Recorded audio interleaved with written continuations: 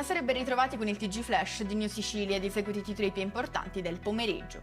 Ha smesso di battere il cuore di Riccardo Barbera, un bambino originario dell'Agrigentino morto a soli 8 anni per un male incurabile che gli ha tolto tanto, ma non il sorriso. Non ti preoccupare che adesso vado in paradiso e poi chiedo alla Madonnina di ritornare, avrebbe detto alla madre prima di dirle addio.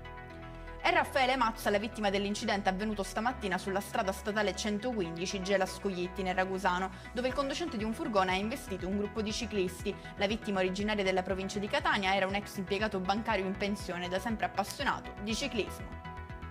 Le borracce per l'acqua potrebbero rappresentare un rischio per chi ne fa uso. Questa è la tesi del Codacons, che ha inviato un esposto al Ministero della Salute, chiedendone il sequestro.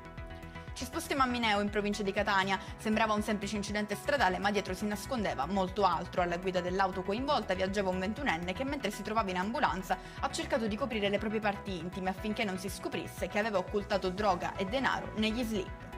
Chiudiamo con il meteo. Per domani si prevede un tempo variabile con annuvolamenti e piogge locali, temperature nella media stagionale. E con questo è tutto, prossimo appuntamento domani alle 13:30. Grazie per averci seguito, arrivederci.